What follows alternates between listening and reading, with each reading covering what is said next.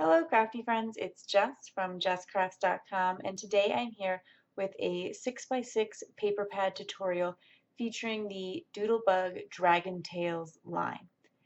I recorded this video months ago, I think. Um, I don't even really have a good excuse for why I haven't recorded the voiceover until now, except for that it's kind of exhausting to do the voiceovers for these, and um, yeah, I'd rather kind of do crafting than talk about old crafting that I've done, but I'm going to try to do my best. And I hope that you enjoy it because I know a lot of people have been asking for more of these 6x6 paper pad tutorials, and I, showed this collection so long ago. To get started, I'm using my Swingline Guillotine trimmer to chop up a bunch of the pieces from the line. I am choosing to cut most of the pieces to just under an A2 size card, so I'm cutting them to 4 by 5 1/4, because if you make a standard A2 size card, it's going to be 4 1/4 by 5 1/2. So this will give me a 1/4 inch border on all sides. I know some people prefer to do even more layers, and so they like to do some solid cardstock underneath. I don't like to do that, mostly because I like to stick to showing you what you could do just with the paper pad. And in this case, I am going to use the mini icon stickers, and they do help a lot. But just kind of limiting the supplies to show you that you really can make a lot of cards with very few items, as I think that's helpful to newer crafters, or I don't know, like it's good to know that you don't need every bit and bob and every brand new thing to get going on your crafting. The smart thing to do would be, if you're going, so there in this paper pad, there's 2 of each sheet.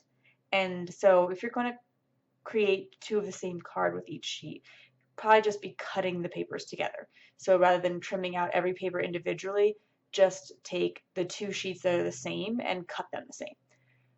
But I did want to note that one of the pattern papers, that kind of blue, lightly patterned one there, I did cut to 3 by 3 squares. I picked that one because both sides had a very small pattern, and I thought that it would be a great way to have little elements to stick my stickers on or to layer some things up. I, prefer not to only have the 4-inch piece and the 2-inch piece. I like to have some other shapes if possible. Recently, I've been working with one of the St. Patrick's Day collections, and it's one of the older ones where there's 4 of each design, and that has been a challenge, so I'll be sharing that in the future. Back to the collection at hand, though. I had previously trimmed all the cut aparts. I actually took a couple of 6x6 collections, and I cut all the little cut aparts at one time because it's kind of a fussy thing to do, and I like to have them all cut and ready to go when I start crafting, rather than trying to, you know, cut every little piece as I go. So if that makes sense, I did the same thing with the fact that it has sentiments. Normally, I would say I'm going to donate all of these cards, but this collection pack is very, very birthday themed. There is a lot of birthday images in terms of like being cakes and party hats and presents, and a lot of the sayings are birthday, and they're typically the places that I donate do not accept birthday cards. So what I decided to do was pick a few elements that didn't have to be birthday. Like that smile sentiment and that little image of the Viking with the dragon doesn't have to be birthday. Just for you and the Viking ship doesn't have to be birthday. So I prioritized using those first because I wanted to be able to donate some of these cards. I just feel like I only need so many patterned paper little boy birthday cards in my life, because I just have a limited number of people who I would give those to. And I also like to donate most of my cards, as you know. So that was my personal priority and preference. Of course, you could try to find an organization that accepts birthday cards, or if you have a reason to make a bunch of birthday cards, this collection is perfect for you. And you've heard of a lot of people who make birthday cards for their community in some way, like they make all the birthday cards that their church or pastor gives out. And I think that that's a great idea. What I should have probably done is, as a teacher, I could have given these birthday cards to my students. And you could do that if you teach or you have Sunday school or something like that. Like that could be a really fun idea because you can make a whole bunch. Like this paper pad would have made a birthday card for every boy in my class. I was not doing this at a good time of year to do that because, you wouldn't want to start in the middle of the year giving birthday cards to some kids and not others. Like they're like, well, my birthday was 2 months ago. You didn't give me a card. So, that's another thought about how you might use them. But let me focus in on the assembly of the card here. I'm taking that 2-inch strip and I'm trying to figure out how am I going to frame up this image because I've cut the smile sentiment down kind of tiny, like a little banner. And I'm just not really feeling like it's popping off the card. And I think this is the point where any other person would just go grab a piece of solid colored cardstock and mat that little image of the Viking and the dragon. And honestly, in some ways, that's probably what I recommend doing because clearly I'm fussing with it and don't like it. However, I didn't do that because I had set a personal goal for myself. Another goal that I came up with, kind of like a little impromptu, you may have noticed just there that I realized, hey, this would be a good idea, is something that I've tried to do in a few of the videos is not only show you what you could do with a minimal amount of supplies, but also show you how you could use a bunch of something from your stash, because when you're sitting down to do cards like this, you're going to make a lot of cards at one time. I usually get at least 20 cards. So I decided to show how you could make cards with minimal supplies, but also bust through some washi. I actually use only 2 different rolls of washi, so from the perspective of having minimal supplies, again, it's only 2 different rolls. But I'm going to use a lot of it, and I don't know about you, but I have too much washi. And not only do I have too much washi, every little roll of washi lasts forever, I feel like. You think, oh, I've used it on 5 projects, and it feels like you haven't even touched it. Like you haven't even put a dent in the washi. So I'm really trying to go to town with this washi. So I picked out a pretty neutral background there, and I layered some of the washi on top of it just in 4 strips, and that was the perfect amount to frame up one of the little 3x3 images, so you could pick whichever one worked well for you. That's one little idea of how to use washi. Relatively neutral pattern paper, lay down the 4 strips, put a little 3x3 over it. If you weren't doing this with the pattern paper, you could do the same thing with solid cardstock or with a cute little image that you colored up and cut to a 3x3 square and make a bunch of cards and use a bunch of little strips of washi like that. I wanted to note, every time I make a card, I'm going to make a second exact version of it because every piece of pattern paper has 2. So you see I kind of like gathered all the supplies for the second card there. And you can also use washi, as you saw I did just there, as a straight strip across the card, kind of just like a piece of pattern paper. This next card, I was starting to, again, I wanted to kind of pull out that non-birthday theme, and I kind of got sidetracked by some other cards there. But I want to start doing this card before I only have birthday paper left too, because that's the other thing. Quite a few of the papers are really birthday themed.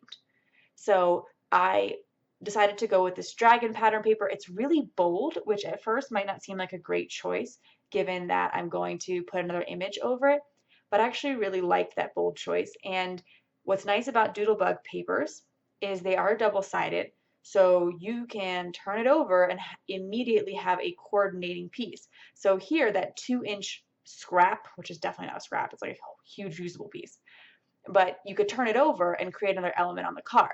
So I created a strip across the card to help sort of ground the sentiment and the image. And then again here, I'm going to try to pull in this washi. Like, what can I do to use even just a little bit more washi? I happen to have 2 pieces that coordinated, 2 rolls that coordinated really well with the line, but I do want to say these are not from the line. The Doodlebug collections all come with, not come with, they all have washi in them. There's all, coordinating washis. I occasionally like to get the really cute patterned ones with the simple ones. Again, I just run into that problem of like, who can use all this washi? But it's so cute.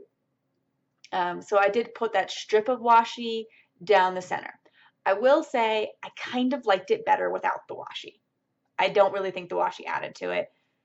but sometimes I get in that kick of trying to use things up, and so, I go for it even if it's not ideal because it's one more way to use it. It's kind of a personal choice. Now, there were the couple of images that were very, very birthday.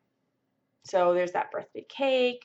The present doesn't, I guess, have to be his birthday. Sorry for my head there. I might happen a few more times as I try to line things up evenly. But even with the present, it was kind of hard to figure out, like, why was I going to be using this present on a donation card? I could have turned them over, used the pattern on the back because they do have a more simple basic pattern on the back. They don't have these big images, and I could pair it with some other stamps from my collection. My Favorite Things has a few stamps that I think would coordinate really well with this collection. They have a little set of dragons, and they have a new Viking stamp that looks really cute. However, I don't own either of them, and the kind of way I do these videos doesn't involve stamping.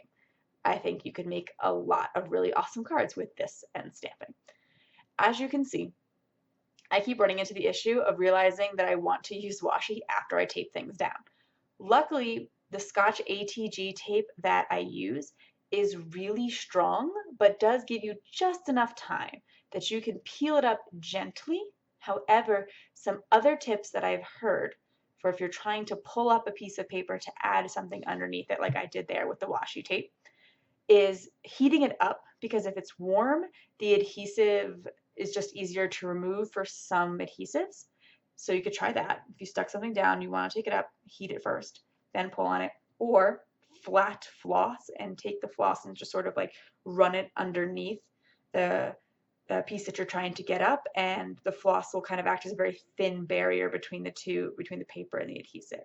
So those are some other tips you could certainly give a try. In this video, one of the reasons I was pretty excited to share it with you guys and thought that you would enjoy it is I feel like I did a pretty good job of like using weird scrap pieces. I was kind of in one of those moods of like, I'm gonna get like a ton of cards out of this. I am not going to waste any of my scraps.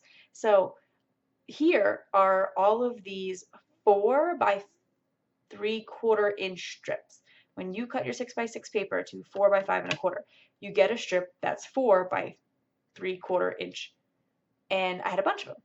And they layer pretty well, of course, because they're all the same size. So I wanted to figure out how could I do something interesting with them this time. I think I've used them a few times in the past. So when I do this, it is going to seem pretty fussy. Like I'm going to be messing around with it a lot. And to make these scrap cards work, I am going to have to pull in, well, I'm not going to have to, but I'm going to choose to pull in the mini icon stickers. The reason that I recently started using, so when I first did these 6 by 6 Doodlebug paper pad videos, I would just use the paper pad. And a lot of people liked that, but it was kind of a challenge after a while. They started all looking sort of the same. And I decided that I could make it a little bit easier if I pulled in some stickers. And I looked at the icon stickers, and they are cardstock stickers. They are a little pricey in a way. I think they're like $4 for a sticker sheet, whereas these mini icon stickers are $4 and you get 2 sheets, but they're thinner. So that's something to keep in mind. However, the original ones were really thin, and then a few releases later, they got just a tiny bit thicker. So I imagine if you're purchasing a newer Doodlebug collection, you're going to get the thicker ones. These ones are on the thinner side, something to keep in mind. And it just gives me a little bit more playroom. So I was able to create a little scene between the Viking and the dragon. I added some of the little star details, and that allowed me to work with a plain card base and just some teeny tiny scraps of paper. So I hope that you'll like seeing a few of those cards throughout the video. Here's another instance where I'm pulling in those 3 by 3 squares. They made it super convenient for me to put this together. Another one of those little 2 by 2 elements that are very birthday. Birthday hat and present. It doesn't have to be birthday party per se, but again, there's really no reason to be donating a party card to most of the organizations that I donate to, so I'm accepting that it's a birthday card and just putting that happy birthday sentiment with it. What's really nice is it's a very neutral birthday card overall. This one I intentionally did not use any dragon or Viking images, and I just pulled in birthday stuff. So I used a pattern paper that had the birthday hats and balloons in it. Then the next time I want to try something like that, I'm going to use the presents. And there were a few of the 2x3 cutouts that had some somewhat odd sayings on them. Not odd if you're a scrapbooker. If you're a scrapbooker, they're great because they would be some little things you'd probably want to use on your layout, in your project life, etc. But they don't really work for cards. Like one of them says Little Dreamer. To me, that's not really a sentiment. And I don't remember what some of the other ones are, but they just, like, they did not make sense as card sentiments to me. So I'm going to try to use the backside of them instead. Here, though, you can see I'm wind up creating a card very similar to one that I had just done. I basically am doing the same card except adding an extra strip of pattern paper. I was like, I don't even remember if I remember to do that. But I did add this extra strip again because I'm kind of in that mood of like, I am going to use all these little tiny scraps and hoping that you guys appreciate me showing how to use those. So that's another one of those 4x3¼ inch strips, and showing that you could use them just straight across a card, kind of like a piece of ribbon or something like that. So here I'm trying to use up one of those 2x3 cards that did not have an ideal sentiment in it. Sorry about that, guys. And a little scrap of green paper that was created when I chopped it off of a previous card. So I'm really, really pulling out the teeny tiny scraps. And by layering them together, I created a perfect little area to put one of my stickers. So there's my dragon eating a cake. The only thing about this is it created a really narrow strip and it looked a little bit lost on a standard size card background. So I'm going to go back to a technique that I used earlier in the video and use some washi tape to give it a bit more like weight and width, make it a larger element on the card. So I did it with a 2x2 earlier and 4 strips of washi. Then I pulled in that 2x3 with 3 strips of washi. So, you know, mix it up a tiny bit, but seeing how you can, if you have an idea that you liked from earlier in your card making, steal it and, you know, mix it up and do a little variation on it. Next up, I'm at the point where I don't have a lot of the 4x5¼ pieces left, and I'm mostly have these 2x6" strips. Generally, what I like to do with these is go in and create new card background pieces. And when we get into these, I'm not going to be creating 2 of each card because now when you glue those 2 pieces of paper together, it's only going to make one base that looks like that, and so I can't make an exact replica any longer. But when I did do those scrap card earlier, when I like layered a bunch of papers and did a little scene with the dragon, I did make 2 of that card because I had 2 of each of those scraps. But here we're going into the point where I have to start making essentially individual cards. Usually what I do is I glue the 2 strips together, and then I either put the 3rd strip down the center or I put it offset to one side a little bit. I was, however, running out of the 2-inch strips too, and now I have to kind of get creative, and I'm going to seal this up with 2 other little gray scraps. And I just have to be careful that whatever element I put basically covers that seam between the 2 little gray. So like one of the other sentiments was adventure awaits or dream big little soldier. I mean, you probably could use them on a card. They just don't sound too much like card sentiments to me. So as I design, back to that other little card there, like the gray strip, it has a seam in it, a very clear seam. So I'm going to have to kind of think about that as I craft it up. Here, though, I was able to create 2 pretty similar ones, so they were showing the seam. And I used that little dragon popping out of the egg on 2 different of those 2-inch card strip bases. I hope that makes sense. And I'm sorry again that I recorded this a while ago, so it's a little bit hard to remember every detail, but there are a bunch of pictures on my blog. In the video description, I will link to my blog post, which has a picture of every card and some facts about the measurements and stuff, so you can take a look at each one and get some ideas. So trying to cover that the gray strip It's broken. Also, doing something a little crazy here. I thought, well, I bet with my stickers and little scraps of paper, I can cover that sentiment that I don't like. So it says Dream Big Little Soldier. Again, probably could use that. It's just not for me personally. So I thought, well, maybe I could cover it with stickers. That really wasn't working, especially because, again, those stickers are a little thin, so you can kind of see the words through them. So instead, what I decided to do is, since this has a little frame, I would add a bit of pattern paper to the center of the frame, and then I'd be able to, add a sticker or something to it. And it would basically give me a little bit more mileage out of those 2x3 bits that weren't really appealing to me. So I just straight up covered the sentiment with a square, and I'm going to pick a sticker that works well. The stickers, again, a little bit see-through, so putting them on top of this bold pattern paper, sometimes you see it through a little bit, but I do like that, as I said before, since then, Doodlebug has made the stickers a tiny bit thicker, which helps with these kind of issues. So I figured out how to cover it up. I added a cute little Viking, and now I'm going to make sure the Viking goes over the seam. And here I'm sort of borrowing my washi tape idea, but I'm doing it with some of the pattern paper instead.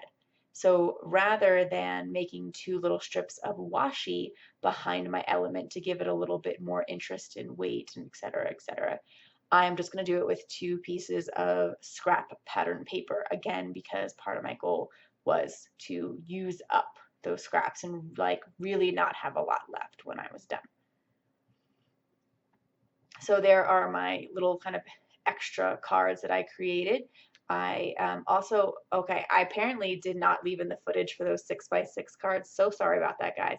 There's these big 6x6 images in the set, and what I decided to do was cut them down and make 5.5 by 5.5 inch cards. And now, as I'm getting towards the end, that sticker sheet has a bunch of like little stickers on it still. It has a bunch of stars and music notes and things like that. And so I'm going in and adding a few more to some of the cards that I felt like did not get enough embellishment.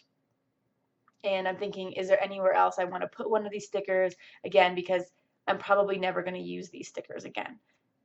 They've, kind of served their purpose. They really coordinate well with this, and I have a lot of other supply. So at this point, I'm thinking, well, I could probably call it done, and I made a lot of cards, did a good job, but I still have those 2x3s, and I still have all these stickers, so let's try to make another card. Let's work directly on a card base and see what I can cobble together. And so again, this part where like I wasn't sure if this would be interesting or helpful to you guys, but I was trying something a little bit different, and I hope you like, kind of this exploration bit where I'm trying to use the teeniest, tiniest bit of papers and still try to come up with something. I will say I use high quality cardstock bases, and I think that helps on cards like this where you're going to see a lot of the card base, and the card base is really going to be an important element. So I use Recollections 110-pound cardstock for my card bases. It's thick, it's high quality, but it's not very, very expensive. It's not this super expensive Nina stuff. It's, not that you can get big packs of that and it comes to a reasonable price, but nothing beats 60% off coupon at Michael's for a pack of that, really good quality stuff.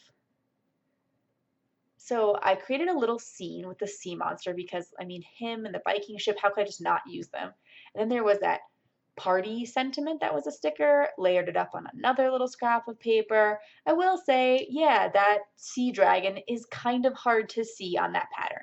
That's not the ideal pattern for him. Maybe you'd personally rather pull in a random piece of blue cardstock, and that actually might look really cute, or make your own sea or something like that. But I'm, sticking to my supplies, and I'm sticking to my guns, I'm sticking to my supplies.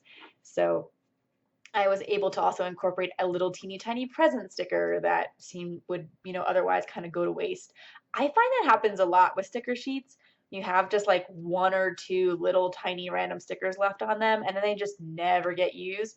So, or sometimes more than that. So I'm just going for it. I'm making sure they get used. And I'm putting all kinds of extras all over and really filling out the scene. Once I decided it was definitely a party card, because he kind of has those party hats on, I go all out. I add the presents, I add the balloons, I add the party hat, I draw in some little lines for my balloons with a pen.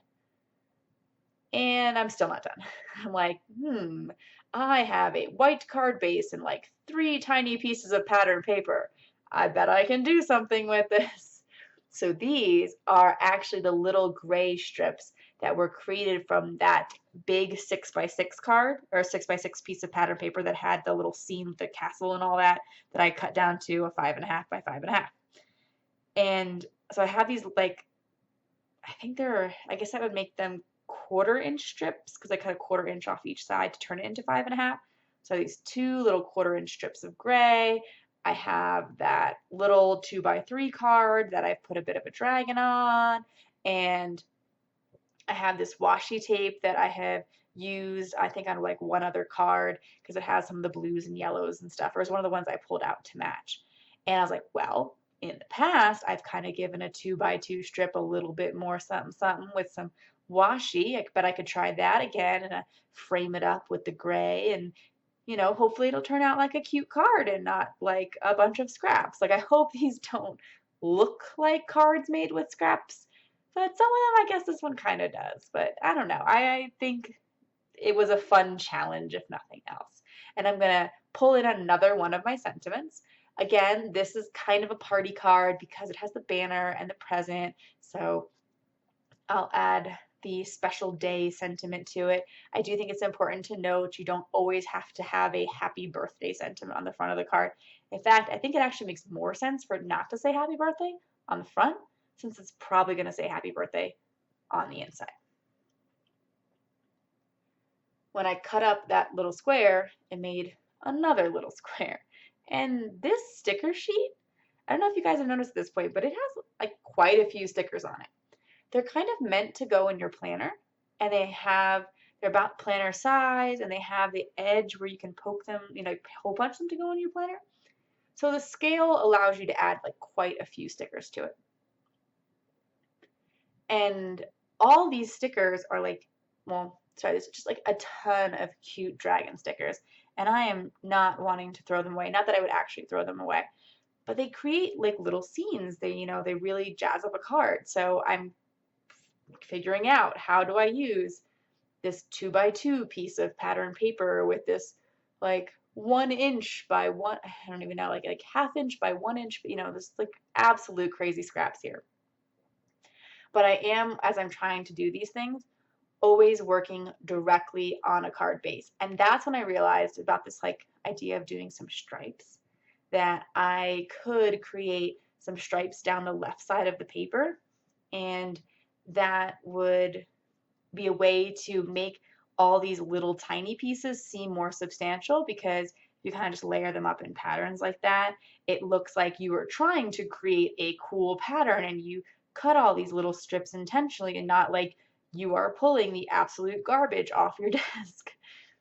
And so this here is the side of the sticker pack. This is the part where you would normally put the hole punch and then put it in your planner, but I'm not going to put it in my planner. So that's a sticker essentially. You just have to cut it out.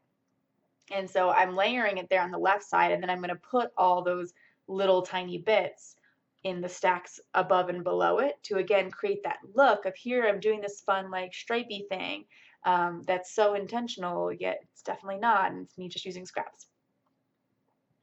And this birthday sticker also kind of worked well in that idea of doing the layers, because it was about the same width as all my strips of paper. So I added it right below them and then continued to build up on my strips. If you notice, I'm intentionally hanging all these different elements off the top and bottom of the card base, so that when I can just turn it over and cut them all off. But especially with those 2 little pieces of pattern paper, it kind of looks better if it doesn't end perfectly. If instead there's a little bit of variation, that just, I don't know, it tends to give it a more intentional look, actually, where you think like, oh, ending perfectly should look intentional, but ending perfectly almost looks just a little bit more contrived. It looks a little more natural if things sort of run off the page, in my opinion and experience. So here's what's left. And actually, I'm thinking again, maybe I should have made a card with it, because like that's a lot. But anyway, that's what's left. And I had a whole sheet of the stickers still left. And the reason I did that intentionally, because I want to send it to one of you guys. So if you put up with this long tutorial that involves me coughing and rambling on, you can leave a comment in the video description below, in the comment section. And I will pick one random commenter in about a week or so and send them a little prize pack that includes those Dragon Tails stickers. And I'll leave you links to the products that I use in the video description below. Thank you so much for watching, and I hope that you enjoyed this video. I will try to be a little bit more succinct and quick about my next 6x6 tutorial, as I know that you guys have enjoyed them, and I do have other 6x6 paper pad tutorials. If you enjoyed this one and want to try them out, there's a bunch of different other Doodlebug pads and some other companies as well. Thank you, thank you, thank you for watching. I really appreciate all your comments and the time that you take to watch my videos. Have an awesome day. Bye.